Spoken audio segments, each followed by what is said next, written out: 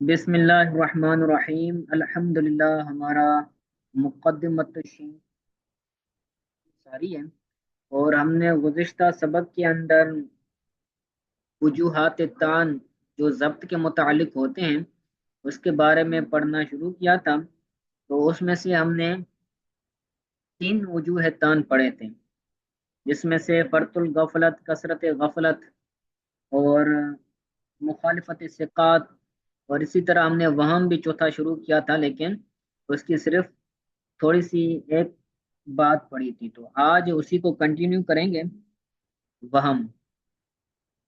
کہتے ہیں وَالطَّعْنُ مِنْ جِهَةِ الْوَهْمِ وَالنِّسْيَانِ الَّذِينَ أَخْطَأَ بِهِمَا وَالرَّاوِي عَلَى سَبِيلِ التَّوَهُّمِ،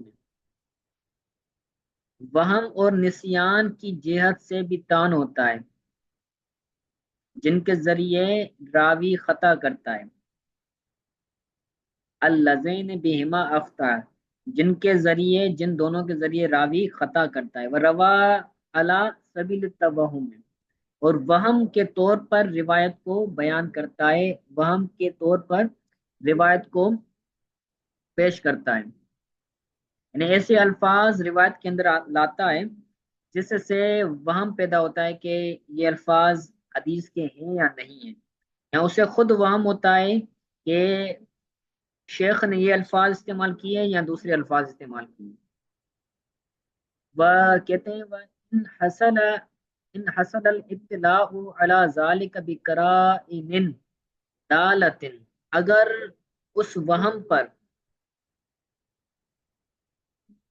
دلالت کرنے والے قرائن کے ساتھ اطلاع حاصل ہو، اگر بندہ اس وہم پر ایسے قرائن کے ساتھ مطلع ہو جو وجوہ علت پر دلالت کرنے والے ہیں، دالتن علی وجوہ علل و اسباب قادحۃ، اگر ایسے قرائن کے ساتھ اطلاع حاصل ہو جو قرائن علتوں کے وجوہ پر دلالت کرنے والی ہوں، یا حدیث کی صحت میں جو قادحہ بولتے ہیں عیب پیدا کرنے والے اسباب، حدیث کی صحت میں جو عیب پیدا کرنے والے اسباب ہیں ان پر اگر بندہ مطلع ہو جائے ان دلائل کے ذریعے، کان الحدیث معللا، حدیث معلل ہوگی، یعنی اگر وہ جو وہم ہے اس وہم پر مطلع، اس وہم پر اطلاع اگر ایسے قرائن کے ساتھ ہوں جو قرائے وجوہ علتوں کے وجوہات پر دلالت کرنے والی ہوں، یا جو حدیث کی صحت کے اندر عیب پیدا کرنے والے اسباب ہیں، ان اسباب پر دلالت کرنے والے قرائن ہو تو وہ حدیث معلل ہوگی،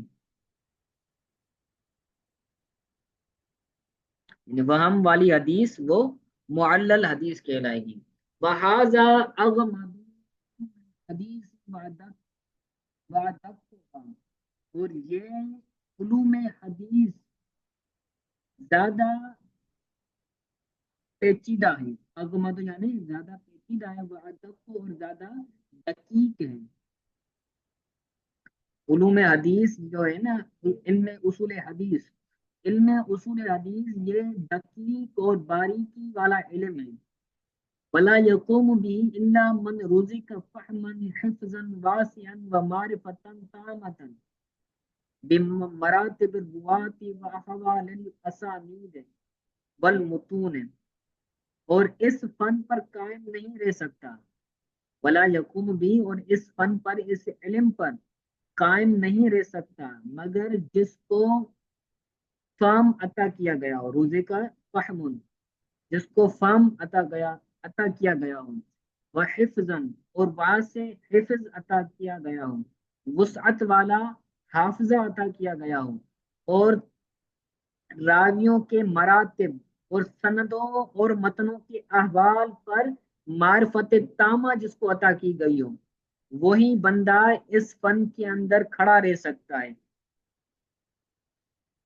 اس فن کے اندر کون کھڑا رہ سکتا ہے؟ جس کو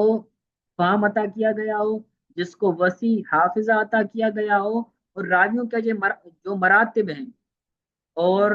سندوں اور متنوں کے جو احوال ہیں ان کا جو اختلاف ہے، تو ان احوال پر جو جسے معرفت تامہ حاصل ہوتی ہے وہی بندہ اس فن کے اندر کھڑا رہ سکتا ہے۔ اور ایسے علماء کون ہوتے ہیں؟ کل متقدمین، جیسے علماء متقدمین جو پہلے زمانے کے سب سے پہلے متقدم بولتے ہیں جو پہلے پہلے ہیں، اور دوسرے ہوتے ہیں متاخرین، علماء متاخرین، علماء متقدمین۔ تو علماء متقدمین پچھلے دور کے جو علماء تھے، جو محدثین تھے، وہ اس پر مہارت تامہ رکھتے تھے، معرفت تامہ رکھتے تھے، وسیع حافظہ رکھتے تھے، اور وہ کون سے؟ من ارباب حاضل فن الى ان انتہا الى دار القطنی، اس فن کے ارباب یعنی اس فن والے، اس فن والوں سے لے کر امام دار القطنی تک، یہ وہ لوگ ہیں جن کو معرفت تامہ حاصل تھی۔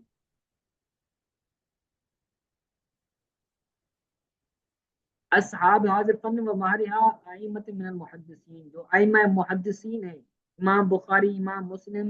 جتنے بھی محدثین گزشتہ زمانے والے ہیں، تو ان سے لے کر امام دار القطنی تک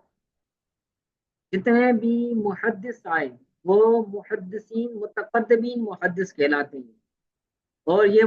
متقدمین محدث ایسے محدث ہیں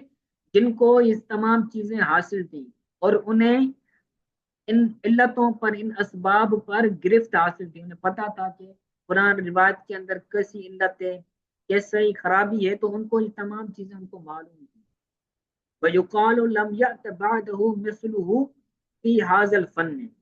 اور کہا جاتا ہے کہ بعدہ کی جو ضمیر ہے یہ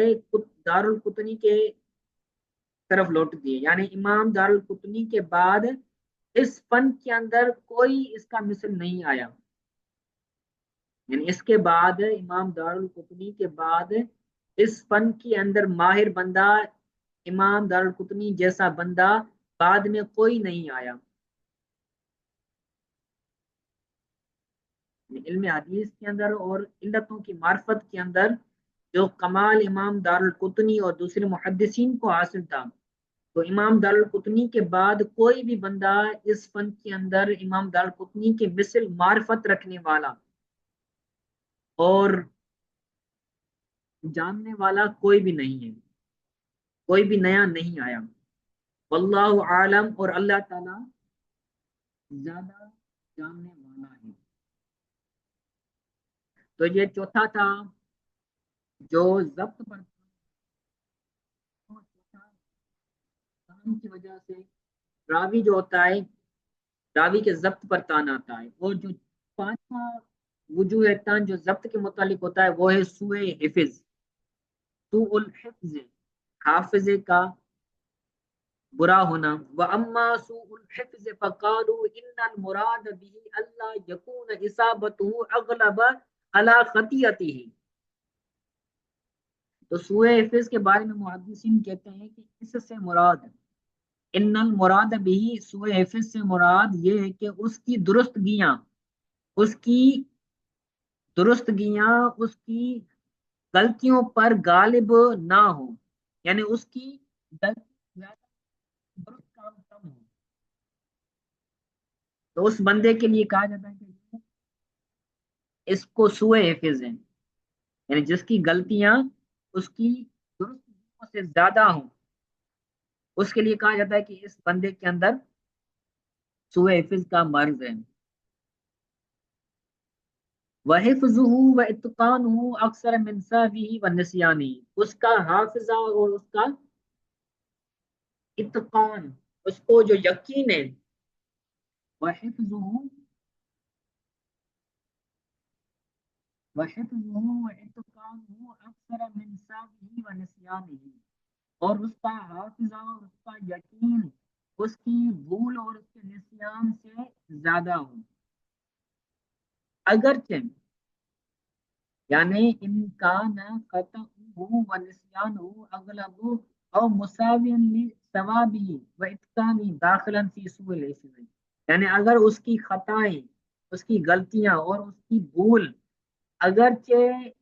गालिब हों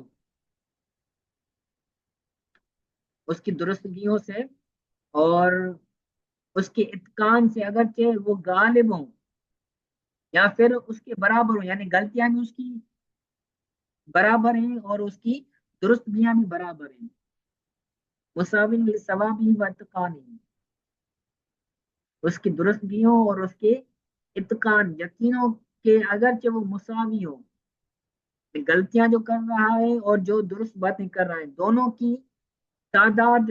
एक जैसी हो, बराबर हो, तो भी कान दाखिलन फी सूअल हिफ्ज़, फिर भी ये सूए हिफ्ज़ के अंदर दाखिल होगा। जिस बंदे की गलतियां और दुरुस्तगियां दोनों बराबर हैं या गलतियां दुरुस्तगियों पर गालिब हैं, तो वो बंदा भी सूए हिफ्ज़ के मर्ज के अंदर मुब्तला समझा जाएगा। फल मुअतमदु अलैहि सवाबुहु व इत्कानुहु व कसरतुहुमा, और इसमें मोतमद बात अलैहि,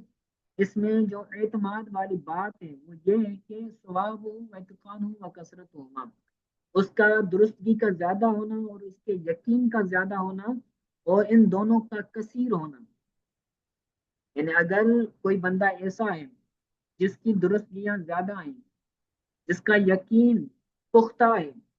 और ये कसरती तौर पर होता है, यानी वो जो सवाब अच्छी बातें करता है, दुरुस्त बातें करता है, और वो जो यकीन वाली बातें करता है ये कसरत वाली हो, ज्यादा हो उसकी गलतियों से, तो बंदा उस पर एतमाद कर सकता है। आगे कहते हैं जो बंदा सूए हिफिज के मर्ज के अंदर मुब्तला होगा उसकी हदीस का क्या हुक्म है। हुक्म सूए हिफ्ज, सूए हिफिज का हुक्म, वसूउल हिफ्ज इंसान लाजिमा हाल ही की जमील औकात, अगर वो सूए हिफिज रावी की हालत पर जमी औकात में, तमाम औकात में लाजिम हो, यानी वो जो बंदा सूए हिफिज वाला है तो सूए हिफिज उसकी तमाम औकात के अंदर, मुकम्मल वक्तों के अंदर उसको ये सूए हिफिज का मर्ज लाजिम हो, यानी हर बार वो ऐसा ही करता है कि उसको सूए हिफिज लाजिम होता है। वो मुद्दत उमरी ला युतबर बिहदीसी, उसकी जो उम्र है वो पूरी उम्र के अंदर उसका सूए हिफ्ज का मर्ज रहा है, या फिर उसकी अक्सर औकात, उसकी उम्र के अक्सर औकात सूए हिफ्ज में गुजरे हैं, तो ला युतबर बिहदीसी, तो उसकी हदीस का एतबार नहीं किया जाएगा, यानी उसकी हदीस से दलील नहीं ली जाएगी। वइंदा बादिल मुहद्दिसीन हाजा अयदन दाखिलन फी शाज़, और बाज मुहद्दिसीन के नजदीक ये बंदा भी, सूए हिफ्ज वाला बंदा भी शाज के अंदर दाखिल होगा। ये जो बंदा, हाजा से मुराद है कि जो बंदा सूए हिफ्ज के मर्ज के साथ मुत्तसिल है, तो उस बंदे की जो हदीस होगी तो वो हदीस भी शाज कहलाएगी। सूए हिफ्ज वाले बंदे की हदीस भी शाज के अंदर दाखिल होगी। ठीक है, तो ये पांचवा सूए हिफ्ज का मर्ज था जिसको हमने पढ़ा। तो आगे हम हदीस की कुछ अकसाम होंगी वो हम पढ़ेंगे। तो आज के लिए जितना हमने पढ़ा है उसको आप अच्छी तरह से याद कीजिएगा। अगर कोई बात समझ नहीं आई तो वो पूछ लें।